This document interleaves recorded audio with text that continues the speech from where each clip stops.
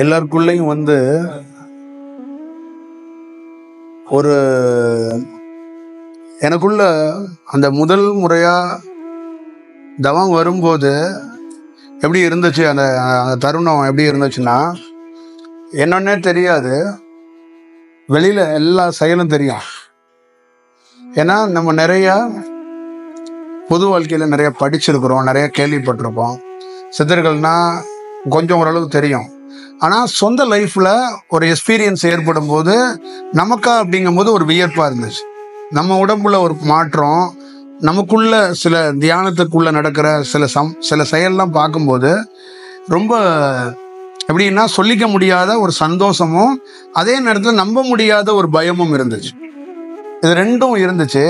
ஆனால் எந்த இடத்துக்குள்ளேயும் நம்ம அடுத்த கட்டமாக எப்படி அது செயலாக்கமாக ஆணுச்சு அப்படின்னா, அது ஆசையாக கன்வெர்ட் ஆக விடலை. அது அந்த நேச்சரே நம்ம போயிட்டு இருக்கிறது சரிதானா, இந்த தியானம் சரிதானா, இந்த தியானத்தில் இதை பெறணுமே, இந்த மாதிரி ஆற்றல் கிடைச்சா நல்லா இருக்குமே, இவங்க இப்படி சொல்கிறாங்களே, அவங்க அந்த மாதிரி ஒரு தாட் எனக்கு நேச்சராகவே எனக்கு உருவாகலை. அது என்னை பொறுத்தளவுக்கு என் லைஃப்பில் ஒவ்வொரு மொமெண்ட்டும் எப்படி இருந்துச்சுன்னா, என்னை ஒரு புஷ் பண்ணி தானாக வழி நடத்தின மாதிரி நான் 100% உணர்ந்தேன். இது கிடைச்சதும் அப்படி தான் கிடைச்சிச்சு. இதுக்கான தேடுதலுக்குள்ளே போனால் கூட அது எல்லாமே அதுவாக தான் நிகழ்கிறதுக்கான ஒரு வாய்ப்பாக இருந்துச்சு. அதனால தான் எவ்வளோ கஷ்டங்கள் வந்தாலும், எவ்வளோ இந்த கடினமான பாதைகள் இருந்தாலும், அந்த நேச்சராக இருந்ததுனால தான் ஒரு விஷயத்தை அதை அப்படியே கேப்சர் பண்ணுறதுக்கான வாய்ப்பு கிடைச்சிச்சு. இப்போ உங்களுக்கு ஒரு குரு கிடைச்சிருக்காரு அப்படிங்கிறது பியூர் லக்கு. இந்த குரு இல்லை, எந்த குரு கிடைச்சாலும் ஒரு குருங்கிறது என்னன்னா ஒரு மனிதனுடைய அடிஷ்னலாக தனித்துவம்னு அர்த்தம். ஏன்னா நம்மளா இருந்து களத்தில் போர் செய்யறதுக்கும், ஆல்ரெடி களத்துக்குள்ள இருந்து போர்ல நல்ல எக்ஸ்பீரியன்ஸ் பெற்ற ஒருத்தர் நமக்கு ஒரு ஐடியாவா, நமக்கு ஒரு பாதுகாப்பா இருக்கிறது ஒவ்வொரு தனி மனிதனுக்கும் கூடுதல் சந்தோஷம், கூடுதல் பலம். அது கிடைக்கிறது ரொம்ப அரிது. அந்த கிடைக்கிறது என்னன்னு கேட்டீங்கன்னா பியூரா கிடைக்கணும். அந்த பியூர் அப்படிங்கறது நீங்க எப்படி சொல்லுவீங்க அப்படின்னு கேட்டீங்கன்னா, நீங்களோ நானோ என்ன மாதிரி இன்டென்ஷன் சொல்றதுன்னா, அந்த பியூர் அப்படின்னா அவர் அதுக்குள்ள இருந்து இயற்கையில இருந்து தோன்றி வந்தவரா இருக்கணும். அந்த நேச்சர்ல இருந்து அவர் கிடைக்கப்பட்டவரா இருக்கணும். அதை வேற வடிவத்துக்குள்ள இருந்து கேப்சர் பண்ணிட்டு அதை நம்ம கிட்ட கொடுத்தா அது அந்த வடிவத்துல தான் வேலை செய்யும். அது அந்த வடிவத்துல தான் ஒர்க் ஆகும். நீங்க வச்சிருக்கிற பொருள் யாரு கொடுத்திருக்கிறா அப்படிங்கிறதும் ஒண்ணு இருக்கு. அதுக்கு ஏத்த மாதிரி தான் அதுவும் வேலை செய்யும். அது ரொம்ப முக்கியம். ரொம்ப ரொம்ப ரொம்ப ரொம்ப ஒரு முக்கியமான ஒரு செயல். ஒரு குருவை ஏன் தேர்ந்தெடுக்கிறாங்க ஒரு சீடர் அப்படின்னா, அவர் நேச்சரா இருந்தாதான் நம்ம நேச்சரா மாற முடியும்.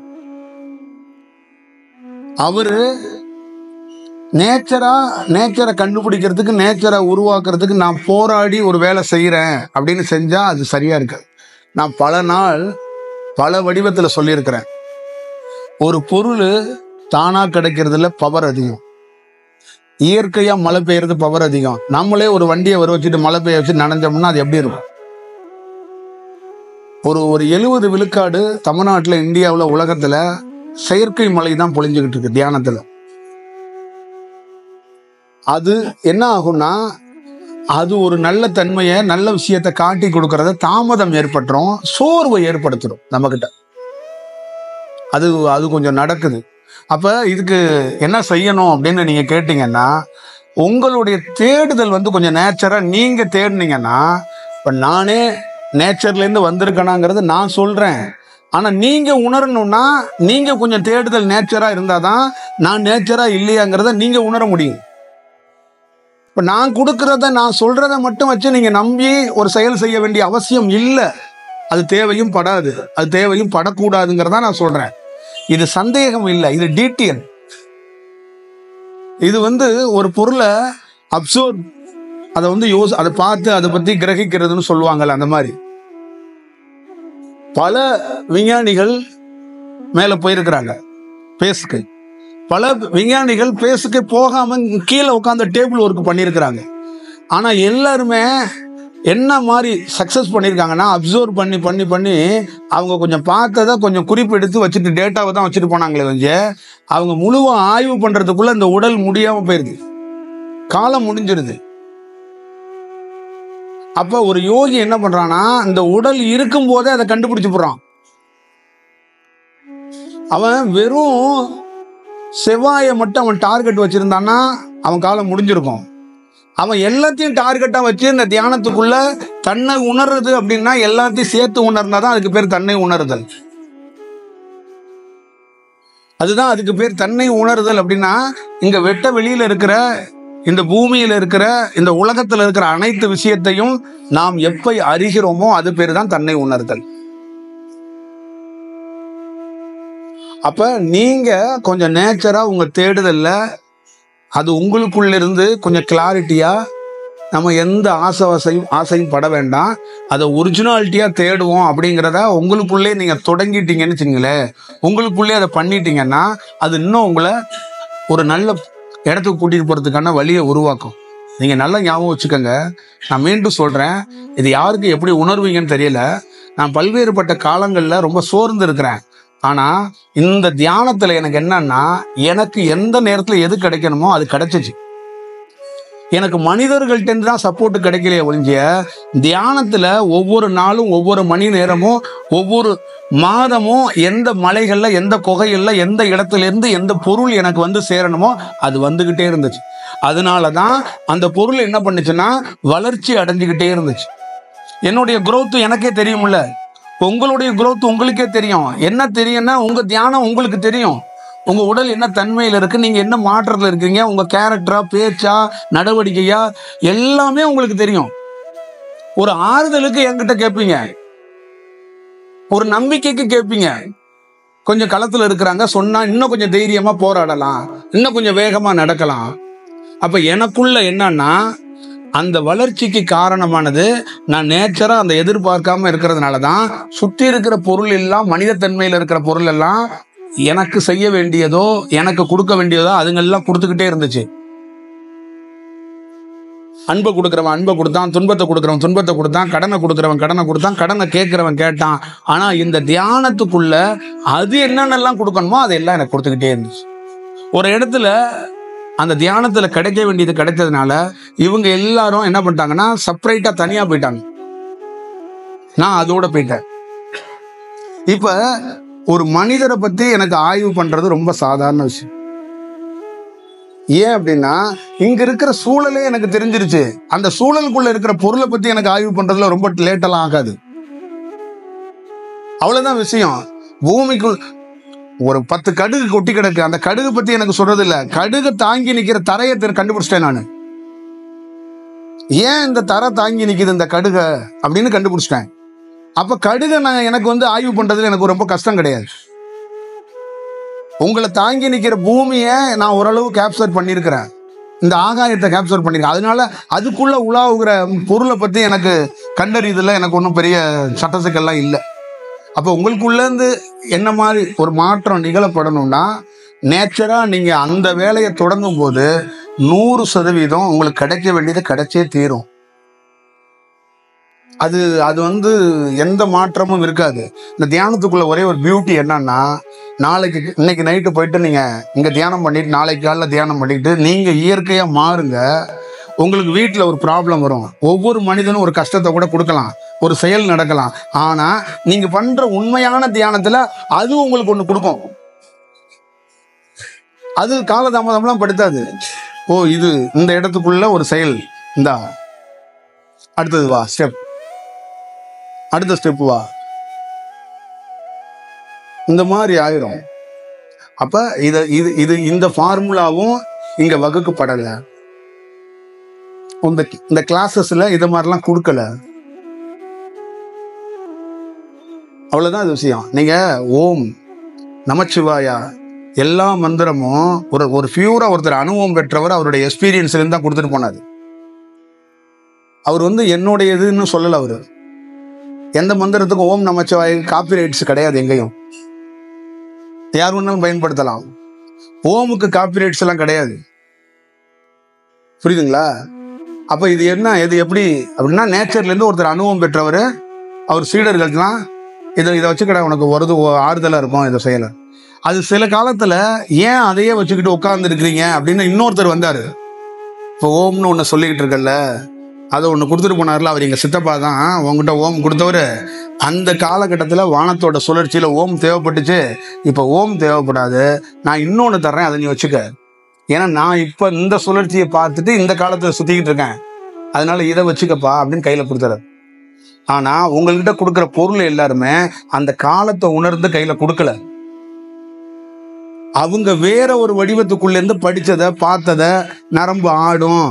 இப்போ ஒருத்தனுக்கு அப்படி தன்மை வரும், ஒருத்தனுக்கு பரவசம் வரும், ஒருத்தனுக்கு அழுவ வரும், ஒருத்தனுக்கு சிரிப்பு வரும், ஒருத்தன் தன்னையே மாறுவான், ஒருத்தன் அப்படியே மாற்றத்தை இருப்பான், அவன் சேஞ்ச் ஆவான் அப்படிங்கிற இவங்க ஒரு ஆராய்ச்சி பண்ணி தான் கொடுக்குறாங்க. ஒரு யோகி எப்பயும் இந்த மாதிரியெல்லாம் ஆராய்ச்சி பண்ண மாட்டான். இந்த சுழற்சியில இது வேலை செய்யுமா செய்யாது.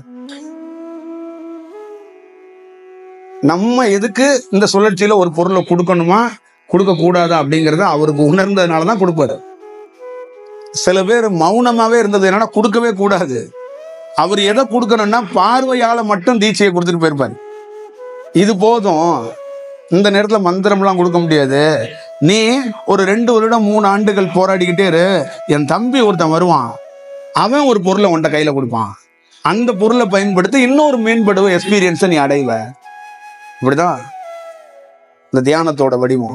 ஆனா இன்னைக்கு நம்ம ஒரு பள்ளி நிறுவனங்கள்ல கிளாஸஸ், கல்லூரி நிறுவனங்கள்ல இருக்கிற கிளாஸஸ் மாதிரி, கார்பரேட் நிறுவனத்துல இருக்கிற கிளாஸஸ் மாதிரி தியானம் ஒரு தனி மனிதனை எப்படி பரவசப்படுத்துறதோ, எப்படி உற்சாகப்படுத்துறதோ, எப்படி எல்லாம் எடுத்துட்டு போறதுக்கான வாய்ப்புகளை உருவாக்க முடியுமோ அப்படி போயிடுச்சு.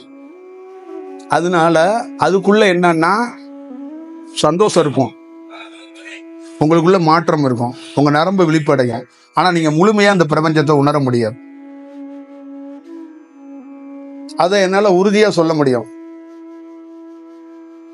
இதை ஏன் ரொம்ப ஆணித்தனமா சொல்றேன் அப்படின்னு கேட்டீங்கன்னா, நாம் இல்ல யாரா இருந்தாலும் இந்த நேரத்துல இந்த வானிலையில நடக்கிற இந்த சுழற்சியை கண்டறிந்தாதான் நம்ம ஒரு பொருள் கொடுக்கறது சரியா தவறான்னு தெரியும். அவ்வளவுதான் இது விஷயம். இதை தெரிஞ்சதுனாலதான் இந்த பருவ மாற்றம்லாம் இருக்குல்ல, காற்று மழை வெயில், இதெல்லாம் எதுக்கு பிரிச்சிருக்காங்கன்னா கரெக்டா அந்த காலத்தை கணிச்சவன் தான் பிரிச்சான். ஆடி மார்கழி தை இதெல்லாம் போர் அடிச்சு ஒருத்தன் குப்புறப்படுத்து பேரெல்லாம் வைக்கல. அது என்னென்ன அந்த அந்த மாதம்லாம் என்ன தன்மையில வேலை செய்யும்னா, இந்த வானிலையில சுழற்சி ஏற்படுறத வச்சு இந்தந்த மாதத்துல இந்த மாதிரி தன்மை எல்லாம் இருக்கும் அப்படின்னு அதுக்கு ஒரு பெயர் சூட்டினாங்க. இப்படிதான் உருவாக்கம் தொடங்கினது. அது அது வேணும் பப்ளிக்கு கிட்ட, அந்த செயல்பாடுகள் இருக்கணும். நீங்க எங்க வேணாலும் கிளாஸஸுக்குள்ள போங்க, அங்க கொடுக்கறத நீங்க எடுத்துக்கங்க. ஆனா நீங்க இதோட அடாப்ட் ஆகணும்னா இது எப்படி இருக்கும்னா, இது நேச்சர்னு இதுக்கு பேரு. அப்ப அதுல போய் நீங்க டச் பண்ணணும், அதோட நீங்க பயணிக்கணும்னா அது மாதிரி இருந்தாதான் வாய்ப்பு. ஆமா, நான் எந்த குருமார்களையும் குறைச்சு மதிப்பிட்டு சொல்லல, இயல்பாக இருக்கிறத சொல்றேன். குருமாரா இருக்கிறது முக்கியம் இல்ல. நீங்க எனக்கு வேணும் வேண்டாம்லாம் எனக்கு தேவை கிடையாது. இந்த காலகட்டத்தில் நீங்க ஒரு வேலை செஞ்சா அந்த வேலை ஒர்க் ஆகுமா ஒர்க் ஆகாதா, அவ்வளவுதான் விஷயம். இப்ப நீங்க ஒரு வேலையை செய்றீங்க, நீங்க ஞானி ஆகல, ஆனா உங்ககிட்ட நான் ஒரு பொருளை கொடுத்துட்றேன். ஏன் கொடுத்தேன்னா, நீங்க ஞானி ஆகல, ஆகாதவற்றை ஏப்ப அந்த பொருளை கொடுக்கணும்னா நீங்க இந்த பொருளை கையில வச்சிருந்தாதான் இந்த இடத்துல வாழவே முடியும். அந்த வாழை எப்படி முடியும்னா, ஏழை பணக்காரன் ஜாதி மதம் மொழி எல்லாம் தாண்டி நேச்சரோட நேச்சரா நீங்க வாழ முடியும். அந்த பியூரா அந்த வாழ்க்கையை எதிர்கொள்ள முடியும். புரியுதுங்களா? ஒரு யோகி எல்லாத்தையும் யோகி ஆகணும்னு டார்கெட் பண்ணல. இந்த சூழலை எப்படி நீ கடக்கிறதுக்கான வாய்ப்பை எப்படி பெறுவ? அப்ப நம்ம எப்படி வச்சிட்டோம்னா, பொருளாதாரத்தை ஈர்ப்பது எப்படி? பிரபஞ்சத்திட்ட 3 காலுக்கு உட்காந்து காரு காரு காரு காருன்னு கேட்டுக்கிட்டே இரு அப்படின்னு ஒரு பொண்ணு வீடியோ போட்டுக்கிட்டே இருக்கு. அப்ப அந்த பொண்ணும் அந்த காரு கேட்கிறவங்களோ இந்த பிரபஞ்சத்திட்ட இருந்து எதை பயன்படுத்துவாங்க சொல்லுங்க? இப்ப 140 கோடி பேர் உட்காந்து 3 காலுக்கு காரு காருன்னு கேட்டா எங்க நிப்பாட்டுறது? எல்லாத்துக்கும் ஒரு காரை கொடுத்துருது பிரபஞ்சம். எங்கப்பா நிப்பாட்டுறது? ஒருவேளை பிரபஞ்சம் உங்க மேல ரொம்ப பிடிச்சு போய் ஆளுக்கு 10 காரை கொடுத்துருது, தலைமையில வச்சுக்கிறதா? அப்ப இது என்ன நோக்கத்துக்காக இந்த 3.25 வீடியோ? பிரம்ம முகூர்த்தம்னா என்னன்னே தெரியாம நூற்றுக்கணக்கான யூடியூப் சேனல் இயங்கிக்கிட்டு, பிரம்ம முகூர்த்தம்னா என்ன அப்படின்னே தெரியாது. அதுக்கு படிக்கிறது, அதுக்கு ஒரு இடத்துல போய் ஒரு கிளாஸுக்கு போய் 4 மாசம் 5 மாசம் போயிட்டு அது சம்பந்தமா ஆன்லைன்ல இருக்கிற புத்தகத்தெல்லாம் எடுத்துட்டு வந்துட்டு அது சம்பந்தமா பேசுறது. இப்படி பேசினா யாருமே, அவங்களும் சரி ஆப்போசிட்ல இருக்கிறவங்களும் இந்த பிரபஞ்சத்தோட கனெக்ட் ஆக மாட்டாங்க. பிரபஞ்சம்னு எழுதி வேணா வச்சுக்கலாம். அதனாலதான் எல்லா சித்தரும் என்ன சொல்றான்னா, எல்லாத்தையும் திறக்கணும்னா, உடைய திறக்கணும்னா, உணவு திறக்கணும்னா, பொண்டாட்டி புள்ளைய திறக்கணும்னா, வீட்டை திறக்கணும்னா, ஒட்டுமொத்தமான எல்லாத்துலேருந்து விடுதலை ஆனவனுக்கு மட்டும்தான் இந்த பிரபஞ்சத்தை பத்தி தெரிய வரும். அப்ப அவன் திறக்கிறான்னா அதுக்கு பொருள் என்னன்னா, நீங்க நல்லா ஞாபகம் வச்சுக்கணும். பொண்டாட்டி பிள்ளைய திறந்துட்டா அது அவனை என்ன சொல்லுவீங்க, சாமியார். அது அப்படி இல்லை. அவரு அங்கிருந்து உதவுறத ஆப்போசிட்ல நின்று இந்த அம்மா ஏன் எனக்கு மனைவியா வந்துச்சுன்னு தெரிஞ்சுக்கிட்டு வேலை செய்யறது இருக்குல்ல, அது இன்னும் கூடுதல் சிறப்பா இருக்கும். இப்ப இன்னாரோட பொண்ணு எனக்கு மனைவியா இருக்கு அப்படிங்கிறது மட்டும்தான் நமக்கு தெரியும். அந்த பொண்ணு யாரு, அந்த இன்னாரு யாரு அப்படின்னு இந்த பக்கம் ஆப்போசிட்ல இருந்து பார்த்து அதை அறிஞ்சிட்டு வேலை செஞ்சா இன்னும் கூடுதல் சிறப்பா இருக்கும். அப்ப சாரதா ராமகிருஷ்ணர் கல்யாணம் பண்ணதுக்கு அப்புறம் சாரதா கணவரா பார்க்கல. ஏன் பார்க்கலன்னா அவங்க அறியல. அவங்களுக்கு என்ன தோணுதுன்னா, அவங்களுக்கு இப்படி பார்க்கறாங்க ஒரு பொருளை, அவங்களுக்கு எப்படி தோணுதுன்னா ராமகிருஷ்ணரை பார்க்கும்போது கணவரா தோணல. இந்த உடல்ல இருக்கிற ஹார்மோன்லாம் அந்த மாதிரி வேலை செய்யல. லவ் சாங்லாம் அங்க வரல. அங்க பியூரா என்ன பண்ணுதுன்னா, அதை பார்க்கும்போது ஒரு பரவசமும் ஒரு கண்ணீரும், அப்படியே அப்பான்னு சொல்றதா, அதை கடவுள்னு சொல்றதா, ஆனந்தம்னு சொல்றதா, தானே இல்லாத மாதிரி அந்த மாதிரி ஒரு உணர்வு அந்த அம்மாவுக்கு ஏற்படுது. அப்ப இவரு போய் என்ன, நான் கன்வின்ஸ் பண்ணல, நான் ஒரு சாமி, நீ என்னை இப்படி பார்க்க கூடாது, நீ இப்படி எல்லாம் நடந்துக்கணும்னு கிளாஸ் எடுத்தாருன்னா அங்க சரிப்பட்டு வராது. புரியுதுங்களா? இதே மாதிரிதான் உங்க குடும்பத்துக்குள்ள நடக்கும். புரியுதுங்களா? நீங்க காசியில உட்காந்துக்கிட்டு உங்களை வீட்டுல நீங்க ஒரு 14 பேத்துக்கு உறவு கூட நீங்க அவங்களுக்கு உதவணும், அவங்களுக்கு செய்யணும்னு ஒரு கடமை இருக்குல்ல. நீங்க காசியில உட்கார்ந்துக்கிட்டு இவங்களுக்கு தேவையானது அனைத்தையும் செஞ்சிட முடியும். என்ன செஞ்சிட முடியும்னா, அது உங்களுடைய தவ வலிமையில அங்க இவங்களுக்கு என்ன கிடைக்குங்கிறத உங்களுக்கே தெரிஞ்சிடும். எவனாவது எவன் வேணாம் உதவ போறான்னு உங்களுக்கு தெரிஞ்சிடும். புரியுதுங்களா? இதுதான் நம்ம அறிஞ்சு ஒரு செயல் வடிவமா பார்த்து வச்சுக்கணும். இதுக்குள்ள என்ன பேசினாலும் ஏன் மக்கள்கிட்ட மிங்கிள் ஆக முடியல, மக்களை கனெக்ட் பண்ண முடியலைன்னா இதை பத்தி புரிதல் இல்லை, உணர முடியாது. ஒரு 15 நிமிஷம் வேணா கேட்கறதுக்கு நல்லா இருக்கும், உணர்ந்து களத்துல நிக்க முடியாது. சொல்றாரு இதெல்லாம் ஓகே தான், உங்க வீட்டிலே சொல்லுவோம், இது எப்படி சாத்தியம்? இப்ப ராமகிருஷ்ணர் உடலுக்குள்ள ஒண்ணு இருந்தது, அது எப்படி சாத்தியம்? அதே மாதிரி எத்தனையோ யோகிகள் உடலுக்குள்ள, அது எப்படி சாத்தியம்? நாம இந்த மாதிரி கேள்விகளா கேட்டு நம்மளையும் சந்தேகப்பட்டு, பிரபஞ்சத்தையும் சந்தேகப்பட்டு, இறைவனையும் சந்தேகப்பட்டு, கடைசியில நம்ம என்னன்னா நாம நொந்து நூலாகி போனதுதான் மிச்சம். பிரபஞ்சம் டயர்ட் ஆகல, அது ஃப்ரெஷ்ஷா தான் இருக்கு. அதனாலதான் ஒரு யோகி சொன்னா, எனக்கு வயசே இல்லப்பா, என் உயிர் ஃப்ரெஷ்ஷா தான் இருக்கு. இந்த பருவ மாற்றத்துல, இந்த சுழற்சியில என் உடல் பருவ மாற்றம் ஆகிட்டே இருக்கும். நான் தியானம் பண்ணாலும் பருவ மாற்றம், ஒண்ணுமே ஆகலனாலும் வயசாகிட்டே இருக்குல்ல, வளர்ந்துகிட்டே இருக்கீங்கல்ல, அப்படிதான் அது. அப்ப இப்படியே போய்கிட்டே இருக்குன்னா அப்ப என்ன சொல்லுவாங்க, காலத்தை நேரத்தை விட்டுறாத, நீ பிறந்து கீழே விழுந்துட்டனா ஒரு நாள் நீ செத்துருவ, உனக்கு எல்லா பருவ மாற்றமும் நீ அடைஞ்சுக்கிட்டே இருப்ப. இந்த சுழற்சியில இப்படிதான் அது தானா இருக்கும். உனக்கு அம்மா அப்பா இல்லைனாலும் நீ வளருவ. அம்மா இல்லைங்கிறதுக்காக ஒரு 1/2 அடி கம்மியாலாம் ஒரு புள்ள வளராது. எங்க அம்மா இல்லாதனால நான் ஒரு 3 அடியில வளர்ந்துட்டேன் அப்படின்னு ஒரு புள்ள சொல்லுமா என்ன? வறுமையில இருந்தேன்னு வேணா சொல்லும். எங்க அம்மா இருந்தாங்கன்னா நான் 4 அடியா இருப்பேன் அப்படின்னு சொல்லுமா? அவ்வளவுதான் விஷயம். அப்ப அம்மா இல்லாத ஒரு புள்ள வருது, அது என்ன ஆகும்னா கஷ்டம் கூடுதலா பட்டிருக்கும். தாய் இருந்தா என்ன பண்ணுவா, அவன் பார்க்க வேண்டிய வேலையை சேர்த்து பார்த்துருப்பான். இப்ப தாய் இல்லாதனால அந்த குழந்தை என்ன பண்ணுது, தானே தட்டை எடுத்துட்டு போய் சாப்பாடு போட்டுக்கணும், தானே உணவை தேடணும். தானே படுக்கையை விரிச்சுக்கணும். தாய் இந்த பணிவிடையெல்லாம் செஞ்சிருவா. அப்போ அது என்ன பண்ணுதுன்னா அழுகுது, எனக்கு இந்த வேலையெல்லாம் எங்கள் அம்மா செஞ்சு கொடுத்தா. அப்புறம் நான் சோர்ந்துட்டு வெளியில் போயிட்டு வரும்போது எங்கள் அம்மா ஒரு கதை சொல்லுவா, டே இதெல்லாம் பெருசாடா, நாளைக்கு நீ நல்லா வந்துடுவடா, அது இதுன்னு எனக்கு சொல்லி ஆறுதல் பண்ணுவா. இப்போ எங்கள் அம்மா இல்லைல, அதை யார் சொல்லுவா அப்படின்னு அது ஏங்குது. ஆனால் அதோடைய வாழ்க்கையில் எந்த தொய்வும் இல்லை. அது புலம்புறது மட்டும்தான் தொய்வே வஞ்ச, அது செய்ய வேண்டியது எல்லாத்தையும் செஞ்சுக்கிட்டு தான் இருக்கு. இதை ஒருத்தன் தெரிஞ்சுக்கிட்டான்னா அவன் அடிஷனலாக என்ன ஆவான்னா, சுற்றி இருக்கிற பொருள் எல்லாம் வரும் போகும். அப்போ நம்ம எதுக்காக இந்த வேலைக்கு வந்தோமோ அந்த வேலையை கரெக்டாக பார்த்தோம்னா எந்தெந்த பொருள் எல்லாம் எப்பப்பெல்லாம் நம்ம கூட ட்ராவல் ஆகும், எந்தெந்த பொருள் எல்லாம் கீழே விழுக போகுது, எந்தெந்த பொருள் எல்லாம் நம்ம கூட ட்ராவல் ஆக போகுதுன்னு தெரிஞ்சிடும். இவ்வளவுதான் விஷயம். இது புரிய வைக்கிறது ரொம்ப கஷ்டம். அதனாலதான் எந்த கடவுளுமே மக்கள்கிட்ட பேசுறதே கிடையாது.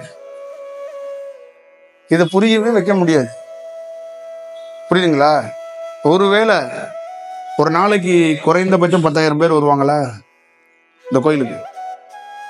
திடீர்னு காமாட்சி எந்திரிச்சு அந்த இதுல கருவறையில உட்காந்துட்டு உங்க கஷ்டத்தெல்லாம் சொல்லுங்கன்னா ஒவ்வொருத்தரா பேசினாங்கன்னா என்ன ஆகும்? அத அவங்க என்ன பண்ணுவாங்கன்னா, காமாட்சி கிட்ட எனக்கு இந்த நிமிஷமே அதை தீர்வு பண்ணி கொடுன்னு கேட்பாங்க. நீ கொஞ்சம் 10 வருஷம் வெயிட் பண்ணு அப்படின்னா காமாட்சி கிட்ட கேட்க மாட்டாங்க. நீ ஒரு 10 இயர்ஸ் வெயிட் பண்ணணும், உன்னை நான் அப்புறம் பார்க்குறேன், அந்த சிவப்பு சட்டை போட்டிருக்கவருக்கு இப்போ நான் கொடுக்குறேன் அப்படின்னா, ஏன் காமாட்சி அவர் சிவப்பு சட்டை போட்டிருக்கவருக்கு மட்டும் கொடுக்குறேன், எனக்கு கொடுக்க மாட்டியா? உனக்கு எந்த விதத்தில் குறைஞ்சேன் நான்? அவராச்சும் நான் 6 மணிக்கு வருவார்னா 5 மணிக்கே கோயில் வாசலில் நின்றுவேன்.